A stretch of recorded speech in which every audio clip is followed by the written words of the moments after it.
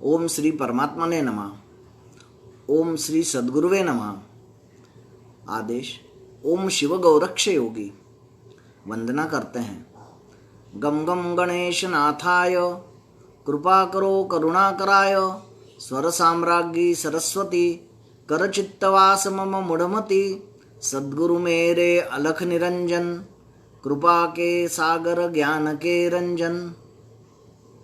मेरे सद्गुरु पूज्य श्री श्रीराम महाराज एवं मेरे आध्यात्मिक गुरु पूज्य श्री संजय गुरु जी, इनके चरणों को वंदन करते हुए, नमन करते हुए और कल के विषय को और आगे बढ़ाएंगे।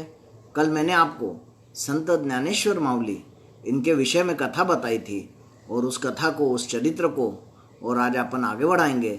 उस चरित्र को आगे बढ़ाने के पूर्व आज जो है अपन उस चरित्र में क्या क्या आज मैं आपको बताऊंगा, तो इसको मैं आपको बताता हूँ कि सबसे पहले जो है इंद्रायणी नदी, आळंदी क्षेत्र, उसके बाद नेवासा, पैठन और नेवासे में जहाँ पे श्रीमद् ज्ञानेश्वरी लिखी गई, ऐसे जगह की जानकारी आपको देते हुए और इस कथा को मैं आगे बढ़ाऊंगा। तो नेवासा जो क्षेत्र है उसकी भी जानकारी आपको रखूँगा कि वहाँ मावली ने किस प्रकार से कार्य किया है। इसके अब अपन जो है इंद्रायणी नदी, तो इंद्रायणी नदी जो है वो आळंदी के पास, आळंदी से जो नदी बहती है वो इंद्रायणी नदी है। और इंद्रायणी नदी के विषय में और नामदेव महाराज जो हैं उन्होंने एक अभंग लिखा हुआ है, उससे अपन शुरुआत करेंगे। इंद्रायणी नदी का महत्व क्या है पहले मैं आपको इसको बताता हूँ। तो इंद्रायणी नदी जो है इसके विषय में नामदेव राय कहते हैं, जेथे जरी नित्य स्नान घडे तरी नित्य वैकुंठ वास जोडे देव म्हणे यमुना नर्मदा सरस्वती भागीरथी त्रिविधा गंगा कृष्णा तृणभंगा इंद्रायणी मिळावे जो भक्त येईल स्नाना तो पवित्र करावा ये स्नाना वैकुंठ कैलास पर्यंत जाणा त्यासी घेऊन यावे हो म्हणती तीर्थ सकळे मग मिनली आपली मेळे गुप्त राहुनी यथा काळे आज्ञा शिरसा वंदिती। इसका अर्थ ये होता है कि जो इंद्रायणी नदी है इसमें गंगा, कृष्णा, तृणभद्रा, नर्मदा, सरस्वती, भागीरथी, त्रिविधा, ये सब जो नदियां हैं यह इंद्रायणी नदी में आती हैं। और जो भक्त हैं इसका स्नान का लाभ लेकर के, और इन नदियों में स्नान का जो लाभ है वह इंद्रायणी नदी में भी आपको मिल सकता है। इंद्रायणी नदी के स्नान का लाभ आपको वैकुंठ वास जो है या कैलाश पर्वत पे भी आपको जो लाभ है वह इंद्रायणी नदी में स्नान करने से मिलेगा। गुप्त, यहाँ सभी वैकुंठ निवासी और भगवान कैलाश भी गुप्त रूप में ऐसे स्थान पर रहते हैं। ऐसी यह इंद्रायणी नदी है और इस इंद्रायणी नदी के स्नान का अत्यधिक महत्व है। इस प्रकार का जो है संत नामदेव महाराज इंद्रायणी नदी के विषय में और अपने विचार इस अभंग के माध्यम से रखते हैं। अपन चक्रतीर्थ, तो चक्रतीर्थ के बारे में नामदेव महाराज कहते हैं, सुखाची है मूर्ति नीलकंठ लिंग चक्रतीर्थ सांग मोक्ष भेटे। जो नीलकंठ लिंग है चक्रतीर्थ में, तो ऐसा चक्रतीर्थ जो है इंद्रायणी नदी के किनारे है। और इस इंद्रायणी नदी के किनारे भक्त पुंडलिक के मंदिर के पास यह चक्रतीर्थ स्थित है। अलंकापुरी क्षेत्र की जो महिमा है उसको मैं बताता हूँ आपको। तो अलंकापुरी जो है वो बहुत पुराना और प्राचीन नगर है जिसको अभी अपन आळंदी कहते हैं। इस प्रसिद्ध आळंदी नगरी में, अलंकापुरी में, यह जो है इंद्रायणी नदी के तट पे स्थित है। और अलंकापुरी यह क्षेत्र पुरातन काल से प्रसिद्ध तीर्थ के रूप में रहा है। मैंने आपको कल भी यह बात बताई थी कि यह बहुत प्रसिद्ध तीर्थ जो है इंद्रायणी नदी के किनारे, और आळंदी जो है यह प्रसिद्ध तीर्थ है, शिव तीर्थ है। तो प्राचीन काल में जो आळंदी था यह अभ्यारण्य था, जंगल था, और इसे आनंदवन कहते रहे। स्कंद पुराण में सह्याद्री खंड में आए अलंकापुरी को अलग अलग युगों में और अलग अलग नाम से लोग जानते थे। यानी जो स्कंद पुराण है उसमें भी अलंकापुरी इसका उल्लेख है। तो स्कंद पुराण में ऐसा उल्लेख है कि जो कृतयुग है उसमें आनंदवन, त्रेता युग में वरुण, द्वापर में कपिल और कलयुग में अलका नाम से इसको जानते हैं। इस प्रकार से जो है वो अलंकापुरी यानी आळंदी का महत्व जो है वो बताया गया है। प्राचीन सिद्धेश्वर का जो स्थान है आळंदी में, तो सिद्धेश्वर के बारे में जो है नामदेव महाराज जी लिखते हैं, हे शिवपीठ शिवाचे हेची पूर्वस्थान अगस्तींचे, जाणोनी जन्म झाले चौघांचे, सर्व क्षेत्राची आदिभूमि। यानी सभी क्षेत्र की प्राचीन भूमि जो है यह शिवपीठ, शिव का स्थान है। और यह जो स्थान है, पूर्व में अगस्ती मुनि जो थे, अगस्ती मुनि का भी यह स्थान है। अगस्ती मुनि ने यहाँ तप किया है और ऐसे स्थान पे यह इन चारों का जन्म हुआ है। निवृत्तिनाथ जी, ज्ञानेश्वर महाराज, सोपान देव और मुक्ताबाई, इनके विषय में, इनके जन्म के विषय में और ऐसे विशेष तीर्थ के ऊपर इन चारों का जन्म हुआ है, ऐसे नामदेव जी महाराज अपने अभंग में कहते हैं। ऐसा आगे जो है अलंकापुरी के बारे में 18 पीठ जो हैं उनमें अलंकापुरी श्रेष्ठ पीठ है, ऐसा भी उन्होंने कहा है।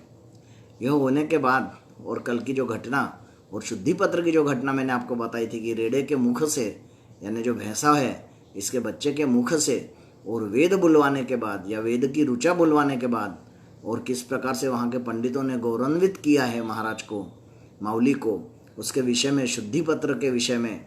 और नामदेव जी महाराज लिखते हैं, हे परलोकी चेतारू देवत्रयासी, प्रायश्चित्त काय हंसी घ्यावे कोण, लिहोनिया पत्र दिघिले तया हाती, समस्तांसी निवृत्ति नमस्कारिले। यानी इसका अर्थ ये होता है कि ये जो देवलोक, जो साक्षात भगवान है, इनको क्या प्रायश्चित्त दिया जाए।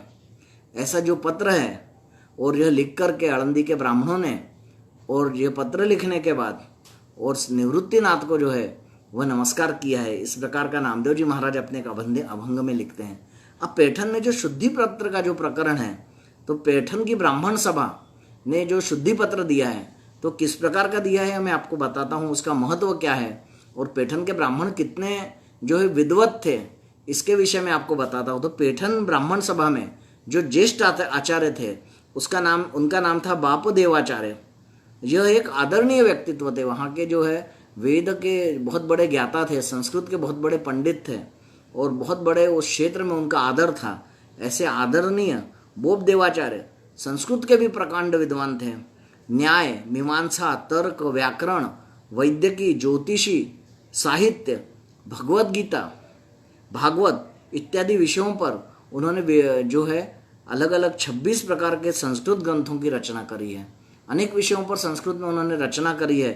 ऐसे जो बोप देवाचार्य थे कितने विद्वान होंगे इनकी हम कल्पना कर सकते। और इतने बड़े विद्वानों के सामने पैठन की जो पीठ थी, पूरे ब्राह्मण पीठ थी, उनके सामने माउली ने जो प्रदर्शन किया है वो बहुत जो है किस प्रकार का रहा होगा, आप विचार कर सकते हो। माउली जी की जो ये पातड़ी रही होगी, धर्म की कितनी बड़ी रही होगी, ये हम विचार कर सकते हैं। ऐसे विद्वान ब्राह्मण बोप देवाचार्य के हस्ते यह शुद्धि पत्र और जो है इन बंधुओं को दिया गया है। ऐसा जो है ऐसा इस प्रकार से हुआ है। तो संत ज्ञानेश्वर के विषय में पैठन की ब्राह्मण सभा ने जो शुद्धि पत्र दिया तो वो क्या लिखते हैं, तो उन लोग लिखते हैं, हम लोगों ने ऐसा अलौकिक चमत्कार उस शुद्धि पत्र में लिखा हुआ है, चमत्कार देखा है, इसलिए हम सब शुद्ध अंतःकरण से यह शुद्धि पत्र सभी ब्राह्मणों के निर्णयानुसार लिख रहे हैं।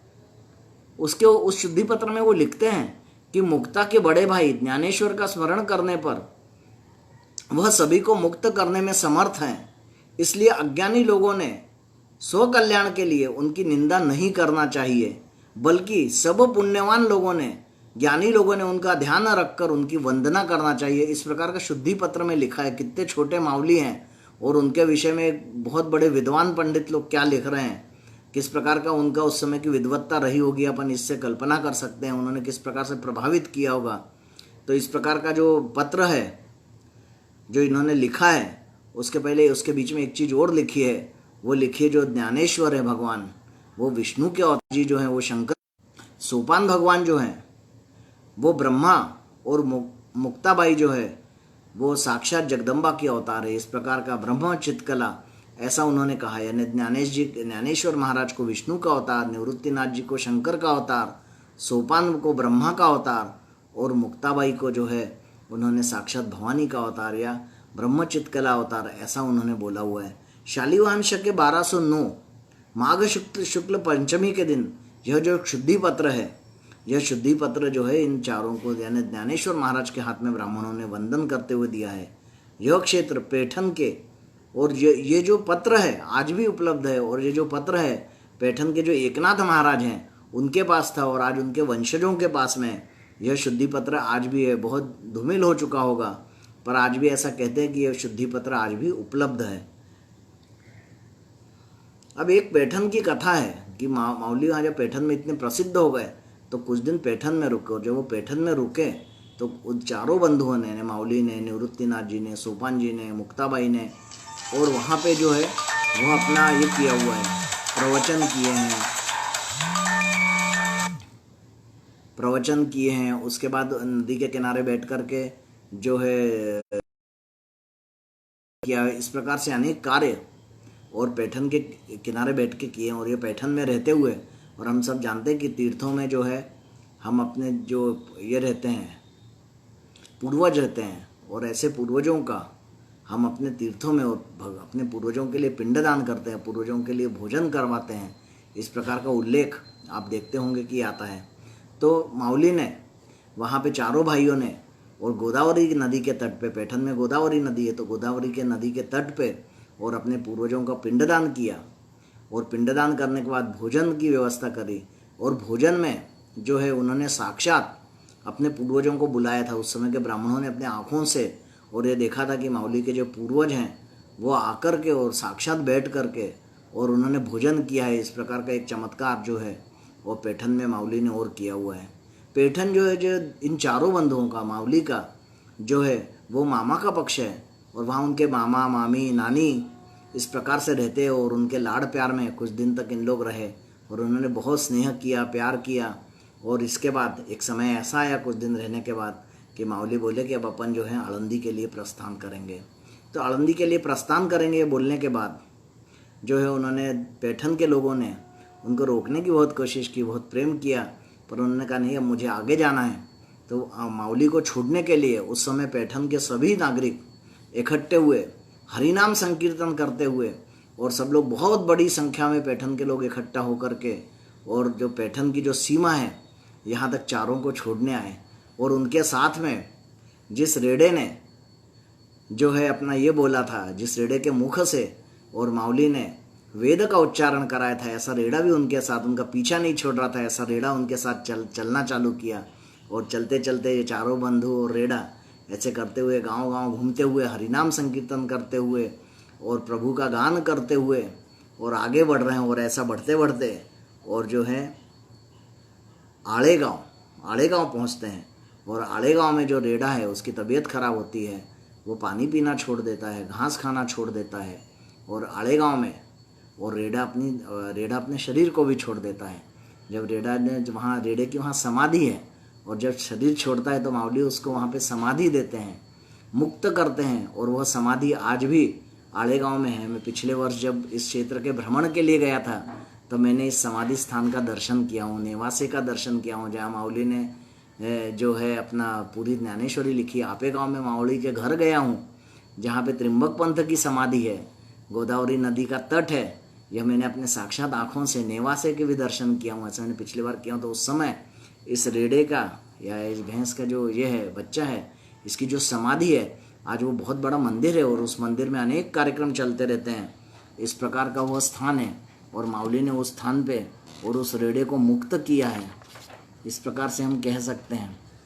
इसके बाद घूमते घूमते फिर माउली जो है नेवासा प्रवेश करते हैं। अब जो नेवासा है, नेवासा का महत्व क्या है यह मैं पहले आपको बताता हूँ।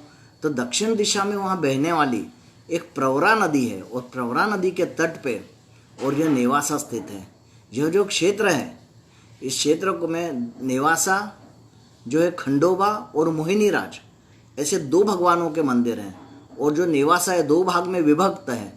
पहला भाग जो है खंडोबा का नेवासा, और दूसरा भाग जो है वो मोहिनीराज का नेवासा है। ऐसा मिलकर के शहर बना हुआ है।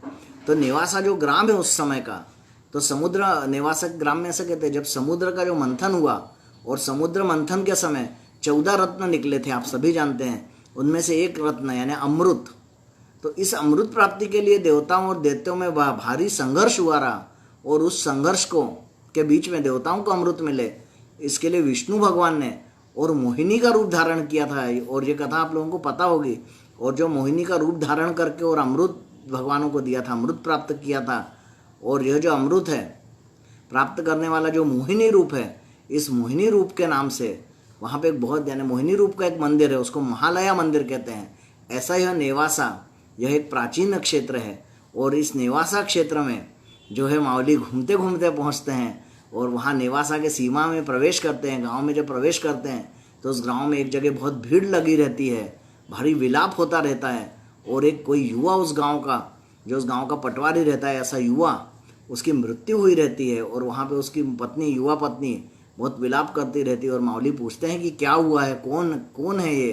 तो उनकी पत्नी कहती है कि ये सच्चिदानंद हैं और जो है इनका मृत हुए हैं। तो माऊली कहते हैं सत, चित और आनंद जो अपने आप में सच्चिदानंद है, ऐसा सच्चिदानंद कभी मर ही नहीं सकता है। और माऊली के मुंह से जब ये वाणी निकलती है और ये वाणी निकलते ही साथ जो सच्चिदानंद है वो उठ के बैठ जाते हैं। आप विचार करो कि माऊली का जो है कितना बड़ा ये रहा होगा या कितने बड़े सिद्ध होंगे, इसकी कल्पना हम इस घटना से कर सकते हैं कि सिर्फ नाम लेने से, पुकारने से और सच्चिदानंद कहने से ही सच्चिदानंद बुआ जो है वो जिंदा हो जाते हैं और शव से बाहर आते हैं। युवा अवस्था में है, गांव में उनकी मान्यता माऊली की कितनी बढ़ गई होगी इसका हम विचार कर सकते हैं। और फिर वहाँ आपे गांव में माऊली कुछ दिन रह करके प्रवचन और जो हरिनाम संकीर्तन यह करते करते एक अपना स्थान बनाते हैं शिव मंदिर में। और शिव मंदिर के एक शिला को टिक करके और जो है अध्यात्म करते रहते हैं। ऐसे समय उनको गुरु आज्ञा होती है। हम कहते हैं ना कि गुरु कुछ ना कुछ काम अपने शिष्य को देते हैं। तो निवृत्तिनाथ जी महाराज ने और जो है वहाँ माऊली से बोला है, ज्ञानेश्वर माऊली से, कि गीता का प्राकृत करो और गीता के प्राकृत का काम और नेवासे में माऊली ने किया है। तो कुछ दिन नेवासे में रहते हुए और ये काम चालू होते होते इसके बीच में एक बार इनकी इच्छा होती है कि क्यों ना हम अभी आळंदी जाएं। तो आळंदी यात्रा के लिए चारों जन निकलते हैं। तो आपे गांव में अपने पूर्वजों के यहाँ पे जा कर के, पूर्वजों का स्थान देख करके, उनको नमन करके और आळंदी के लिए आते हैं। और आळंदी में खूब गाजे बाजे के साथ और माऊली का स्वागत होता है। परंतु अपन देखते हैं ना कि कई लोग ऐसे रहते हैं, जो निंदक लोग रहते हैं, वो बहुत दिनों तक निंदा करते रहते हैं। कोई यदि श्रेष्ठ व्यक्ति हो जाए तो भी उसको बहुत आसानी से मान्यता नहीं देते हैं। ऐसी ही घटना माऊली के साथ है। आप कितना भी अच्छा काम करोगे और आपको एकदम सब लोग मान्यता दे दें, ऐसा जरूरी नहीं है। तो ये तो ईश्वर स्वरूप भगवान को भी मान्यता नहीं मिली है, तो अपन लोग क्या होते हैं? तो ऐसी जो मान्यता है, तो मान्यता देने की जब बात आती है तब आळंदी में कुछ लोग ऐसे आज भी, उस समय भी थे कि उनको माऊली को मान्यता नहीं देते और इनको कुछ तो भी इनकी निंदा करना चाहिए, ऐसे विचार में रहते हैं। और ये चारों जन अपने घर में आते हैं और अपने पर्णकुटी में रहते और ऐसे रहते समय, और ये जो है दीपावली का समय है और निवृत्तिनाथ महाराज जी एक इच्छा व्यक्त करते हैं मुक्ताबाई के पास कि मुझे मांडे खाना है। मांडे ने अपन ज्वार की रोटी कह सकते हैं।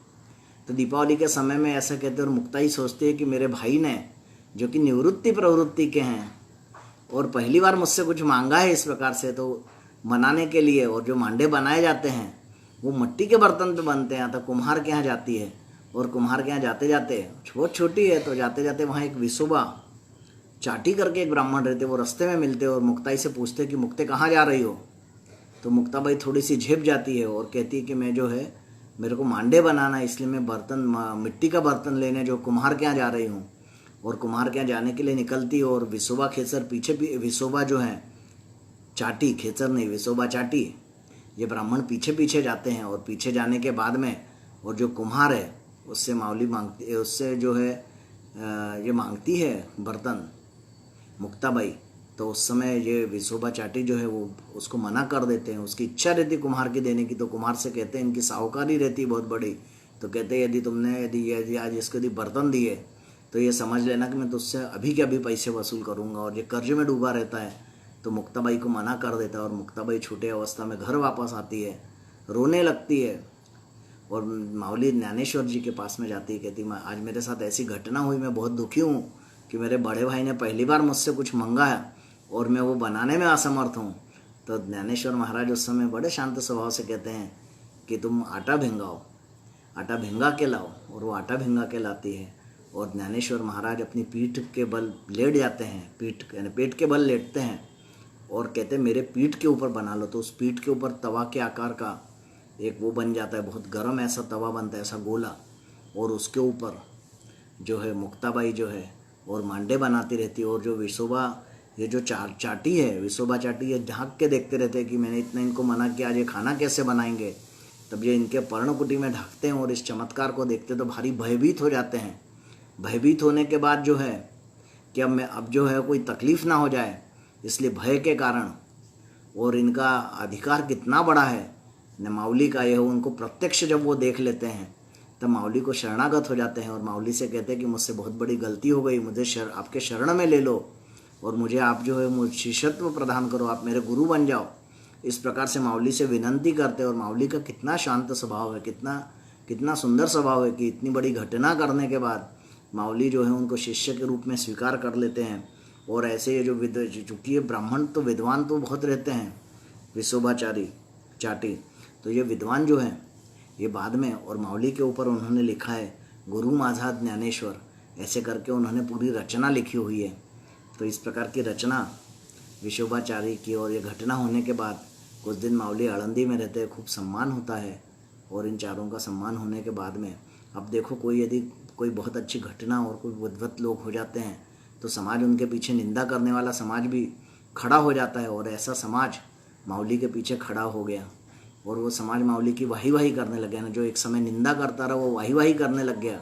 इस प्रकार का एक वातावरण पूरा आळंदी, नेवासा, पैठन, इस क्षेत्र में माऊली का नाम खूब बढ़ा। और यह सब होते होते और चारों भाइयों में फिर निवृत्तिनाथ जी ने आदेश दिया कि अपने को अपना जो कार्य है इस जन्म का वह नेवासा में पूर्ण करना है। तो चारों बंधु और फिर आळंदी से नेवासा के लिए निकलते हैं और नेवासा में पहुंचते हैं। नेवासा में आगमन होने के बाद प्रवर नदी के तट पर एक शिवालय है और उस शिवालय की एक शिला को पीठ लगा करके, मैंने वो शिला देखी हुई, आज भी वो शिला उस मंदिर में आज भी वो स्थान भी है आज। तो वो जो शिला है उस शिला को टिक करके और माऊली रोज वहाँ पे नेवासा के ग्राम वालों के लिए और भगवद गीता पे और टीका, मराठी में टीका करना चालू करते हैं। और उस टीका को जो है सच्चिदानंद बुआ, जिनको माऊली ने जिंदा किया था नेवासा में, वो लेखक करके और उन्होंने लिखना चालू किया। इस प्रकार माऊली बताते थे, एक एक श्लोक को माऊली बताते रहे, उसका प्राकृत करते रहे। उस समय वहाँ की प्राकृत भाषा मराठी है तो मराठी भाषा में उसको प्राकृत करते रहे और सच्चिदानंद बुआ उसको लिखते रहे। ऐसे कई वर्ष निकल गए और इन वर्षों में और जो है भगवद गीता के जो 18 अध्याय हैं उसमें जो 700 श्लोक हैं, उन 700 श्लोकों की और 9 श्लोकों पे 9000 ओवियों का एक जो ग्रंथ बना, उस ग्रंथ को भावार्थ दीपिका ऐसा कहते हैं। जो ग्रंथराज ज्ञानेश्वरी है उसको कहते हैं भावार्थ दीपिका। और भावार्थ दीपिका ये माऊली ने लिखी है, इसलिए आगे जाकर के इसका नाम ज्ञानेश्वरी पड़ा है। आज यह ज्ञानेश्वरी के नाम से प्रसिद्ध है, ऐसी यह भावार्थ दीपिका है। और इस काल में और ये लिखने के बाद माऊली ने अमृतानुभव करके एक अलग से ग्रंथ लिखा है, एक छोटा ग्रंथ लिखा है। उसके बारे में कल मैं आपको बताऊंगा थोड़ा, अमृतानुभव में क्या लिखा है। ज्ञानेश्वरी के मामले में तो अपने को पता ही है कि गीता के ऊपर टीका है, दिव्य टीका है, इसको जरूर पढ़ना चाहिए। और जो माऊली की जो ज्ञानेश्वरी है उसके ऊपर कई उस समय के जो बड़े ब्राह्मण थे और जो बड़े लोग थे उनने अलग अलग प्रकार की कुछ टीकाएँ करी है, बहुत सुंदर उनके पक्ष में टीकाएँ लिखी है। और ऐसी टीका सच्चिदानंद बुआ ने भी लिखा है।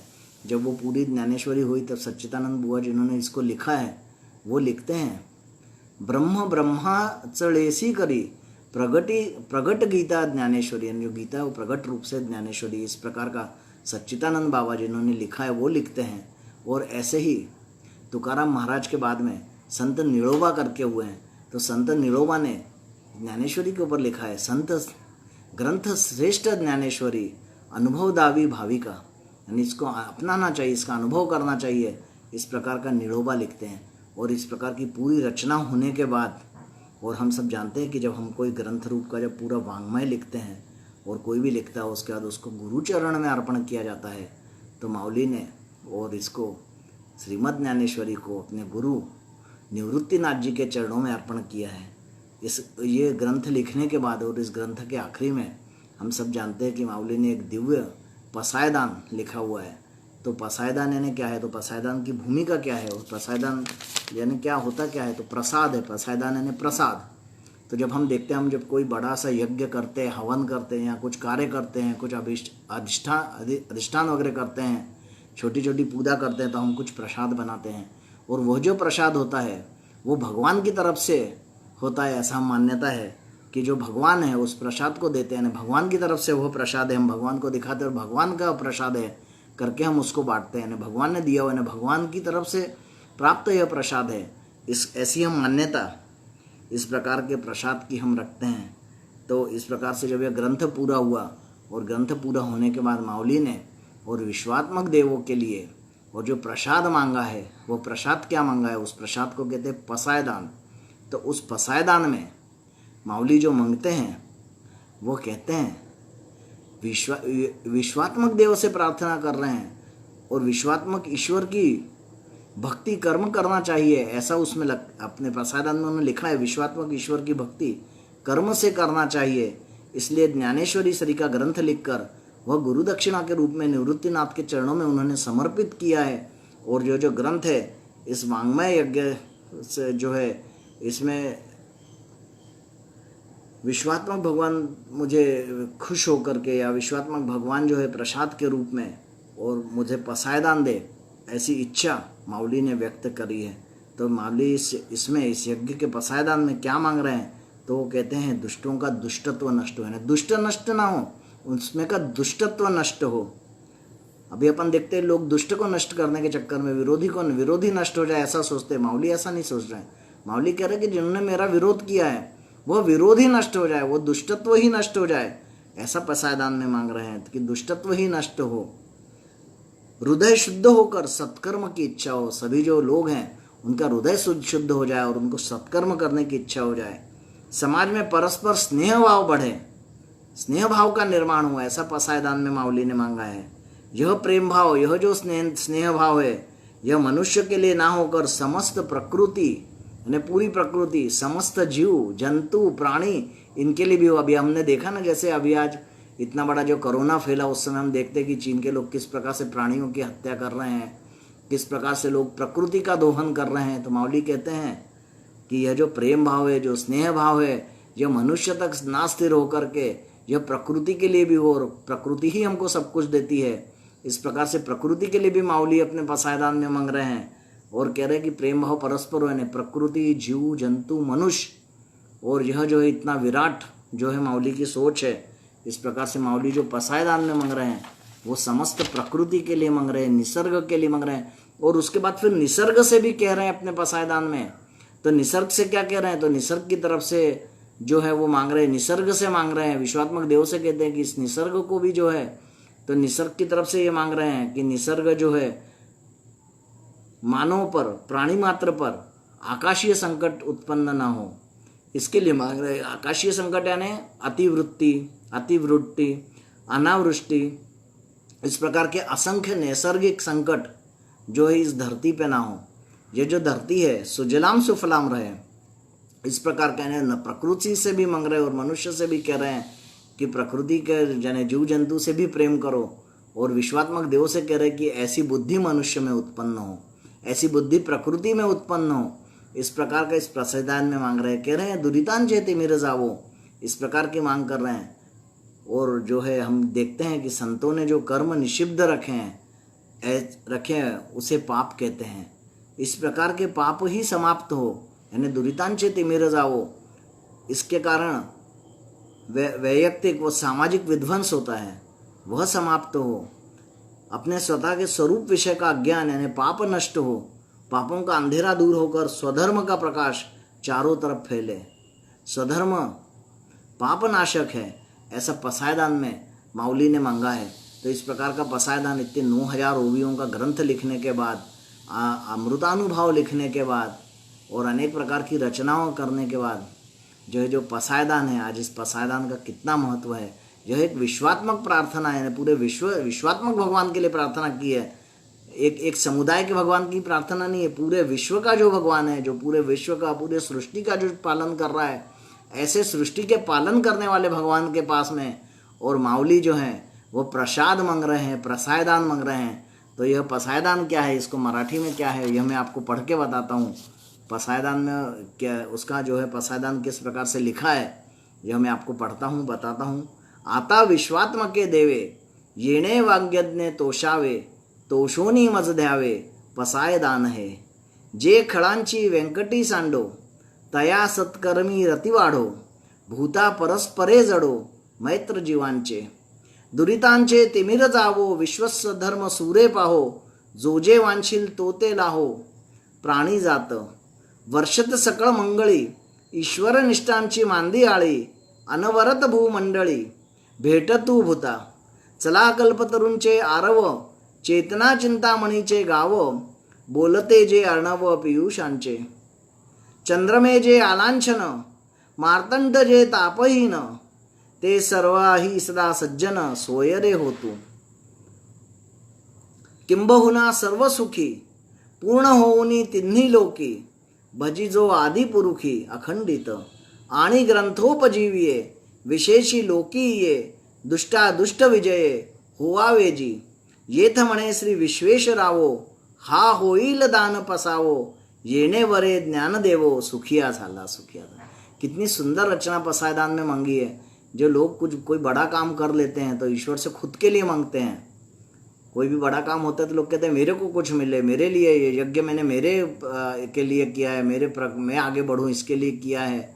और दुष्टों के नाश के लिए कहते. तो माऊली तो विचार ही दूसरे हैं. माऊली जो कहते हैं कि मैंने जो किया है वह विश्वात्मक देव जो है, और मैं सब पूरे पृथ्वी के लिए, चराचर जंतुओं के लिए, प्राणियों के लिए, मनुष्य के लिए मांग रहा हूँ कि इस पृथ्वी में किसी भी प्रकार की जो है प्राकृतिक आपदा ना आए, भूकंप ना आए, अनावृष्टि ना हो, उसके बाद और किसी प्रकार की प्राकृतिक तकलीफ़ें ना हो. इसी प्रकार जो मनुष्य है, मनुष्य में समन्वय हो, समाज में समन्वय हो, और समाज में समन्वय के साथ साथ और जो है प्राणियों से भी वैसे ही समन्वय हो, प्रकृति से भी वैसे ही समन्वय हो, प्रकृति से खिलवाड़ ना हो.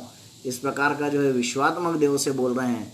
दुरितांचे तिमिर जावो, विश्वस्व धर्म सूरे पाहो, जोजे वांशिल तोते लाहो प्राणी जात. जय जय राम कृष्ण हरि. कल मैं आपको फिर से और इसके आगे की जो 2 कथा हैं, एक तो नामदेव महाराज और ज्ञानेश्वर महाराज इनके विषय में, और दूसरा चांगदेव सासष्टी, इसके विषय में आपको कल बताऊंगा. और उसके बाद समाधि का प्रकरण अपन परसों लेंगे और यह जो है विषय अपन पूर्ण करेंगे. जय जय राम कृष्ण हरि.